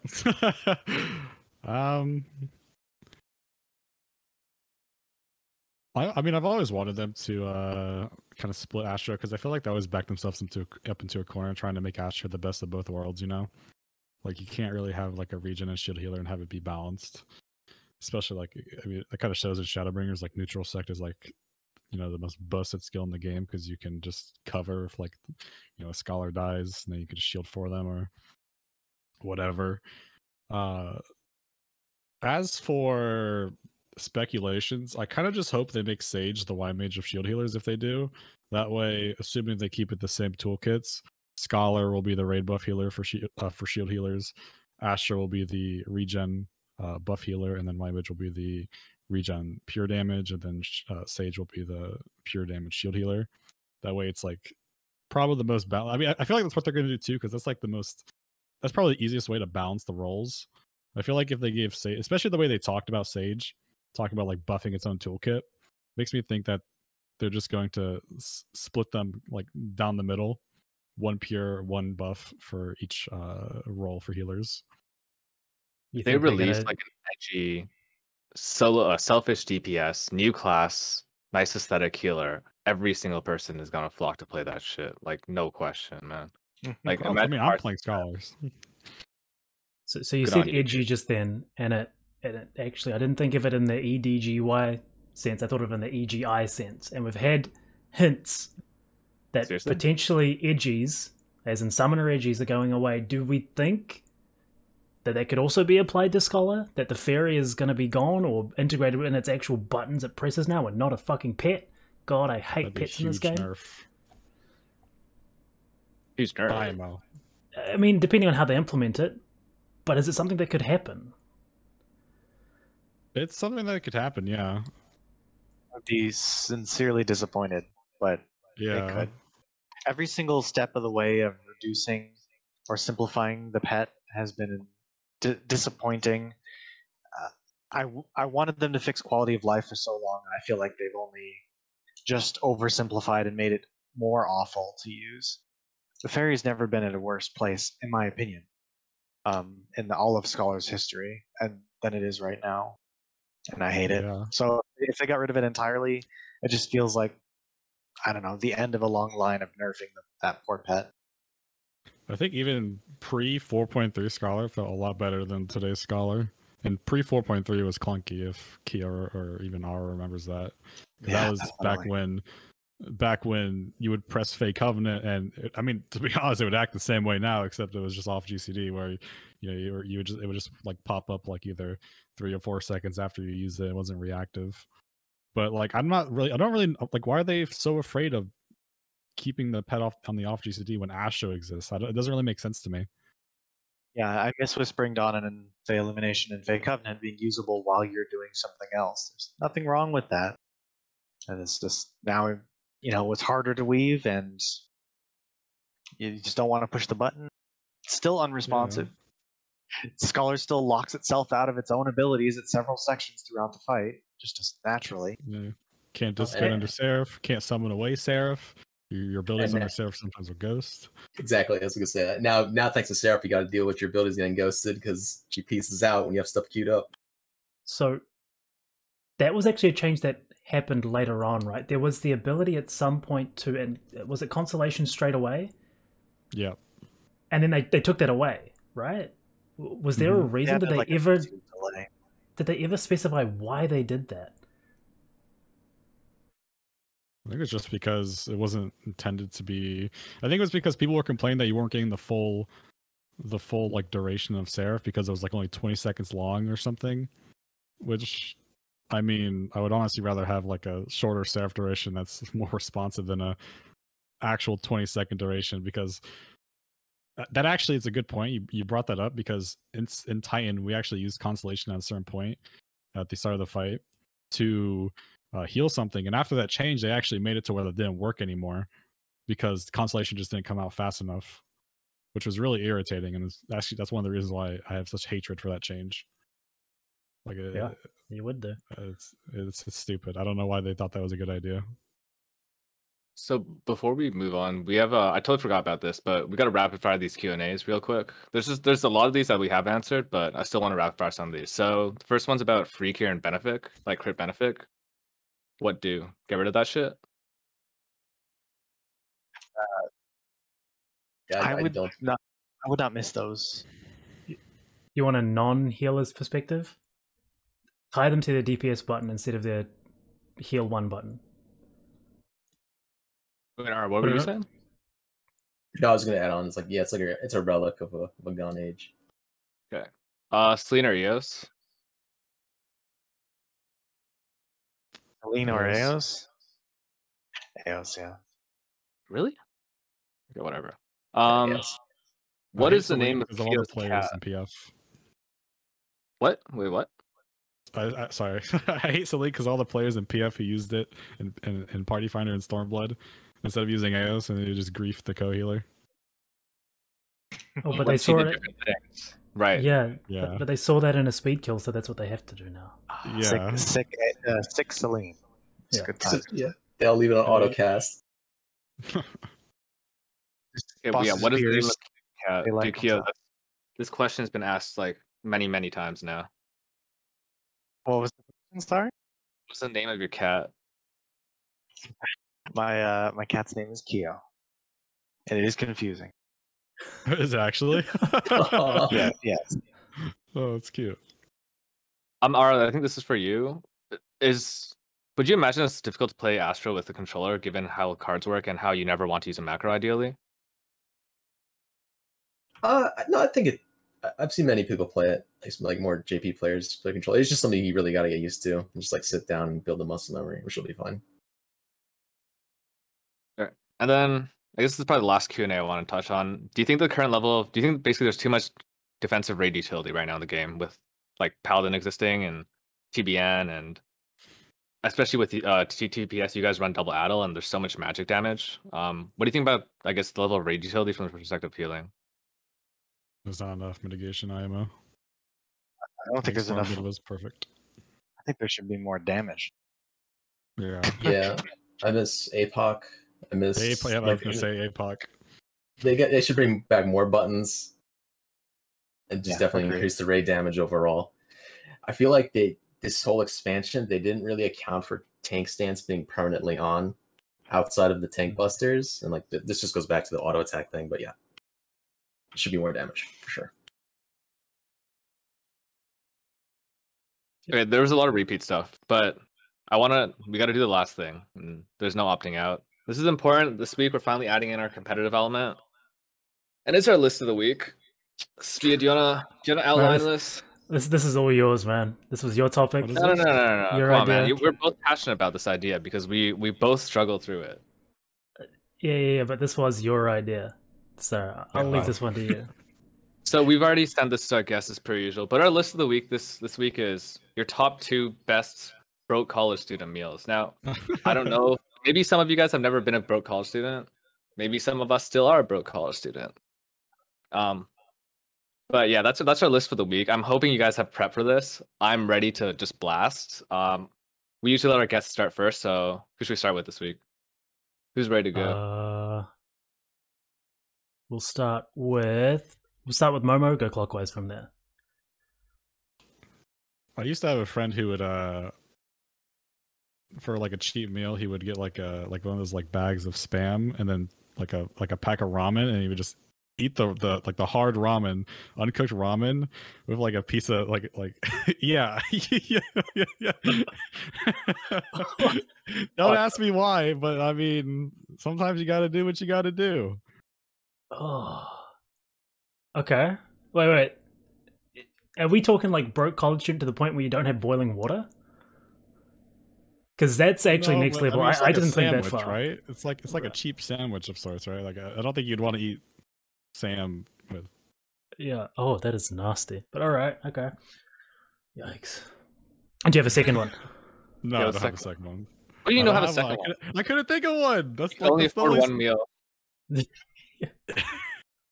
I mean, technically, protein powder is a good, it's a good meal replacement. It's pretty cheap too. Is it? Like Protein powder, $30 for like pretty $30 for 30 expensive here. servings or something. Really? Yeah. I guess Yeah. in the US, you get like $1 meal. It's like you can get some pretty heavy calorie ones too. Just gotta drink a lot of water so you don't get those kidney stones. Is that true? I've heard if you don't mix it properly, like you don't give it the proper shape. That's what Sorry, that's what I carry that heard, on. and I just kind of always believed it. I don't know if it's true or not, but I just never want to get them, so I always make sure I drink a lot of water and mix it really well. Also, I think Ara. clockwise. Yeah, okay. You'd have to specify because we don't have the Yeah. same clockwise. So sorry. Yeah. Ara's up next. Okay, so my university had like a meal plan sort of thing where you could only go get food at certain times from the cafeteria, and I was paid for that. But the problem was I like night classes because I'd be up all night playing video games, so I never could do the early classes. so by the time I got out of my classes, cafeteria's closed. So some days I just have to my two meals that I usually lived off was cup ramen, which is your typical broke college food meal, and mac and cheese. That's a And classic. cheese. That's classic. That's good. Just the like classics. The Kraft mac and cheese, where you just add water and that's it. Yeah, exactly. Put in the microwave, add some water. Ugh.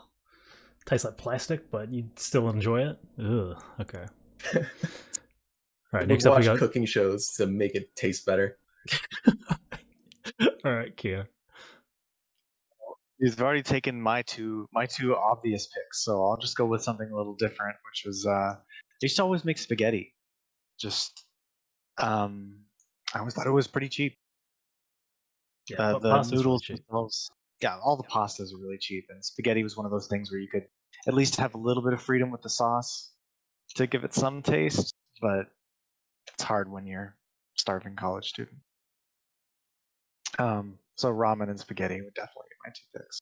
Obviously, ramen's just have it all the time. It's like a staple, I yeah. don't miss that. I don't miss it, but used to.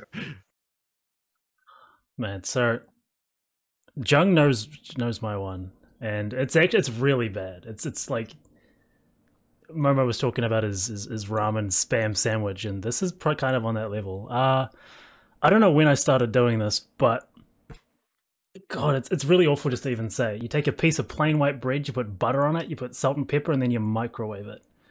And it's absolute. Yeah, don't try it. How does that even work? It doesn't. Okay, it's fucking nasty. Excuse But me. it is the whitest thing I think I've ever done in my life. But it just, yeah, it happens. Listen, all right, broke college students got to do things. The other one is the age-old just sleep for dinner. I've done that one many a time. But thank God we're out of that stage of our life now. All right. Jung, save me. All right, mine's I mentioned one of mine to you, but I thought about the other one, and this is actually something I ate a lot during first year. So the first one is classic soy sauce on rice. All right, it's not even just a broke college student; it's a broke my people food. It's good. My people as in gamers. I don't know what you guys are thinking. And the second one is fireball toast. Fireball toast is fucking great. So during first year, I went grocery shopping once, and I went to a Walmart, and I bought this like package of toast, and then I had and my friend picked me up a Mickey of Fireball because he was of age. So that's all I had in my room. And then one night, I got like super hungry, and then I just soaked my piece of toast in Fireball, and then I ate it. Oh, for those of you who don't know, Fireball's like cinnamon whiskey. It's fucking disgusting. Was it soggy? Yeah. It's like it's kind of like What, you Like microwave puked? bread, that goes soggy too. It's like a alcoholic spicy tiramisu. That's how I thought about it. Wait. You said you threw up, right? That is okay. So is this something you would do like regularly, or No, just like a no. one-time thing? That one time was enough, man. Okay. But I thought it was pretty great. I just want to share that. I thought it was the goat Ooh, shit. yeah. So the poll's That's- active right now. We got our 1 minute. I think I'm gonna dominate this one. Please vote. Oh, we're Um, voting on this? Okay, right. You guys can't vote. The chat's supposed to vote, man. I mean, Okay, I guess you can vote if you're in the chat and like rig it for yourself. But I think for me, looking at this short list, Momo's cursed ass fucking spam shit. The cursed spam. Like, I mean, it's pretty creative though. Like, you just take 2 slices of the ramen that's, you know, still like really hard, you know, pressed together. You put some spam on it. I mean, you got yourself a nice little sandwich going on. Dude, it's actually still third world. It's still third world. You don't even have water, man. Yeah. We have a winner. It wasn't even close, man. No. Yo, Still went easy. out the What? No one likes fireball toast? What the fuck? Oh my I am god. absolutely not surprised. Guess I'll try it. It's worth it. Do we have a prize? Did we even think of a prize? Or is this just No. No? Okay. We didn't run ads or Prize. anything yet. I'll, Prize is watching Kyo pet his cat. how about this? Maybe the winner has to eat their broke college What? meal on stream. What? No, Yeah. no, I didn't. So no, that's not what we agreed upon. Dude, mukbang Momo stream? That'd be huge. Oh, it's not even a competition though. It's like a punishment. Well, sometimes that's the best reward. All right, I think that's it for the day. Okay, so thank you all for watching. Thank you all for coming. We're just gonna do an awkward wave and say goodbye. See ya.